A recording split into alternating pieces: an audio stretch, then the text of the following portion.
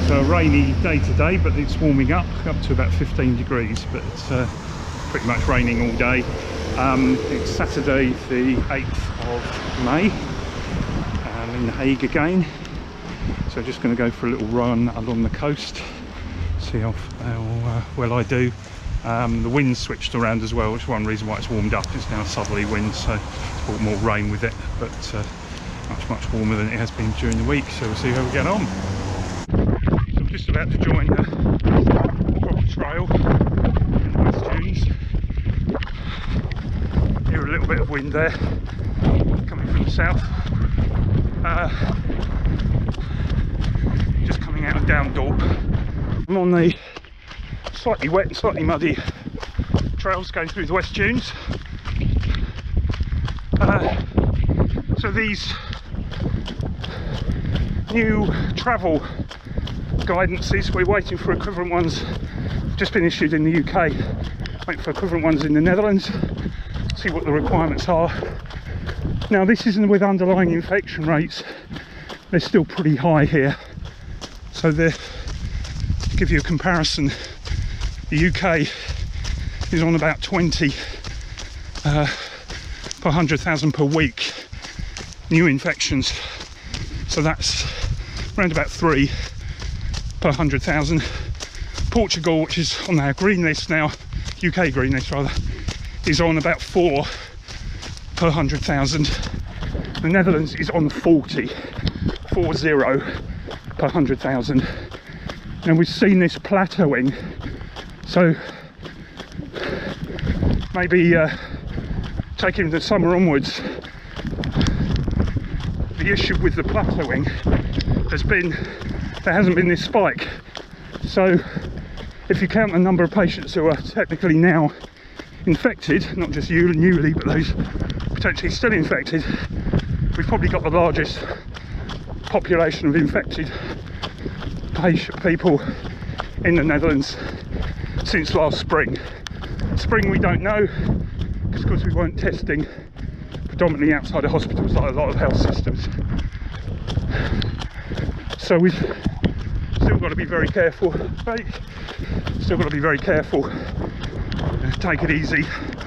But there's signs that the hospital rates have slowed down and they're starting to diminish. What we need though is people being discharged safely at a higher rate so that the occupancy goes down.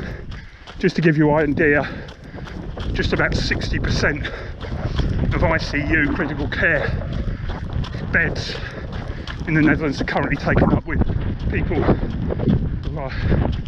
had COVID-19. So it's an absolute dominant, the hospital system is really under pressure still. Anyway, heading towards Kijkdown, should be there in about another 1.5 kilometres, and I'm going to decide whether to turn back then, come back via the beach, or whether to carry on a bit further towards Munster.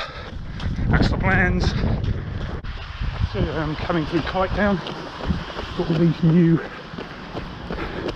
there used to just be a single story little shopping area, shopping mall. Now these big buildings have been put up. Daily Taste Food Court. Doesn't sound very Dutch, does it? So time for a little bit of nutrition. I'm just going to check out this bowl. I can't remember what it's called. It's like an optical bowl that was designed by an artist some years ago. I found the entrance to it. It's in there somewhere. Just having some, what am I having?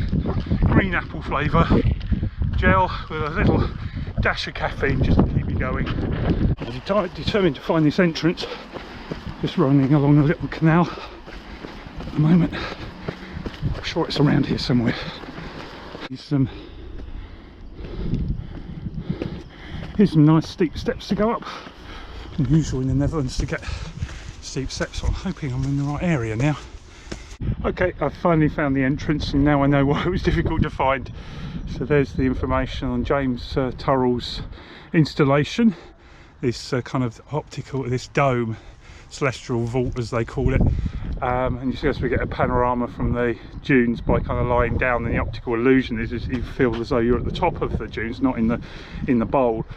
But yeah, unfortunately it's as though it's well and truly closed off at the moment, so I don't know whether, and that's the only entrance in, I believe. I found another one, been running around it for a while. Anyway, I'm going to go and head onto the beach now, and then I'm going to head back towards home. There's the look like goats, look like sheep, but they're actually geek. I don't know whether they're a crossbreed or just an intermediate species. So I'm just coming along this little bit of tarmac away from the dome, and then I'm going to head onto the beach. So here I come onto the beach. It's actually a wee bit flooded here, I might have to go another way. You can see there's a huge sandbar that kind of creates this lagoon here, where you get a lot of the kite surfers when the weather's really woolly. So I'm going to attempt to go along the beach here. Hopefully I can see the helicopter overhead. And what there is on that sandbar is there's a huge tower out there, which I think is used for monitoring for the lifeguard, but it's also a safe place if the tide comes in very quickly and you get caught there. And so there's a refuge basically. Okay, it's not as bad as I thought here, a bit soft sand, but that's fine. So I'm going to head back to Kitedown now, and then back towards Downdorp, see how I do. There you can see this little lagoon that this big sandbar creates here. And it does shift. I think it's moving about a metre a year apparently, this whole sandbar. I think it's in a northerly direction, but I need to check on that. It really does feel like the sand goes on forever when you're running on bits like this. Look at that. That's all. You can see the far towers of Scheveningen. So that's a long old way, and of course this beach carries on for 80 plus kilometres all the way up to Haarlem, and then of course carries on over the inlets into Amsterdam, and then carries on all the way up to the Wadden Islands. That's a long old stretch of sand. Now I'm a bit nearer the surf, so it's a lot easier to run now, as long as I don't get into the really wet sand rather than the loose heavy sand, which is particularly heavy at the moment because it's been raining persistently. So there's Kijkduin, those new buildings, and then down there is Scheveningen, where I'm heading for.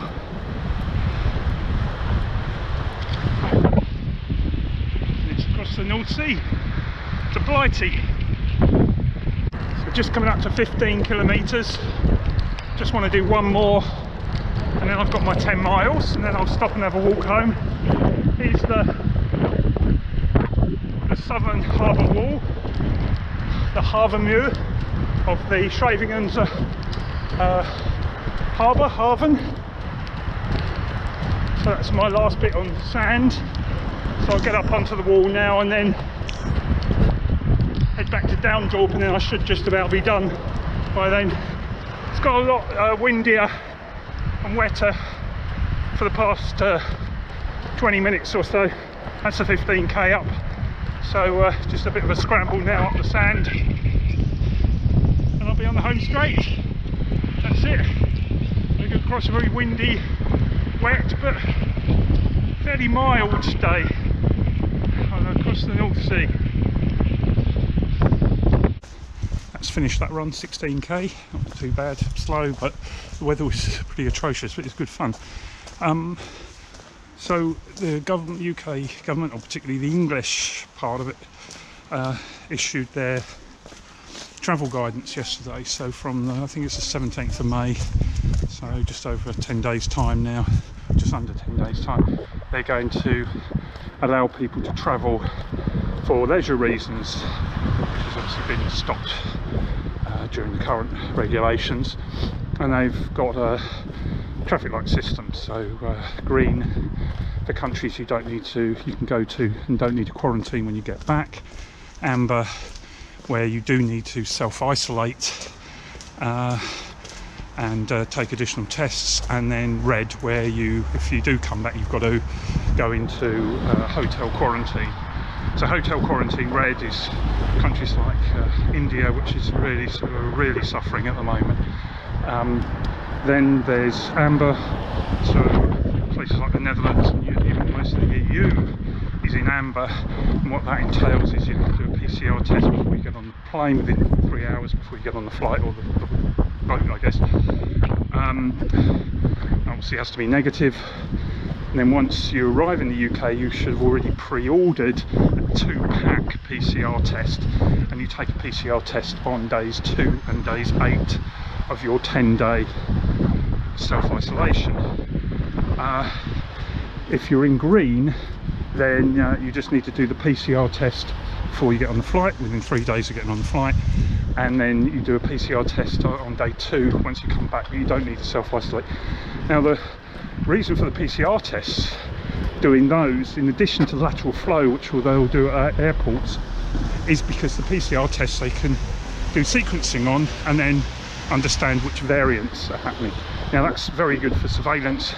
For us with limited means, it makes it damn expensive. So to come back from the Netherlands at the moment, it will cost me about €100 for a flight. I'll do a PCR test here, that's €130, and then I have to get the 2-pack, which go for anything like £250 upwards at the moment, although they are coming down a little. I did see one for 160 the other day. So you're talking the best part of €400 in addition to the 100 for the flight, so it's €500. So that's quite a bit of cost for what is basically a 45-minute flight. So the hope is that maybe we'll go to green, which it's not going to happen for a while. The infection rates are so high here. They're at about 40 per 100,000 per day new infections, whereas the UK's on 3. So that's almost a 14 or 15-fold difference. Countries like Portugal, which is in green, they have about 4 per 100,000, so slightly higher than the UK, but nothing like here. You know, that's a tenth of what it is here. Or the other thing is, of course, the PCR tests come down in price and get severely discounted. Now, there has been talk of some airlines suggesting they will basically provide tests at a very knockdown cost, so anywhere between £20 and £60, which even at €60 is half the price of what they're being charged for at the moment. So we'll see. Anyway, that was nice run back, 16 kilometres. So I'm just going to go and have some very late lunch and get some carbs and protein into me.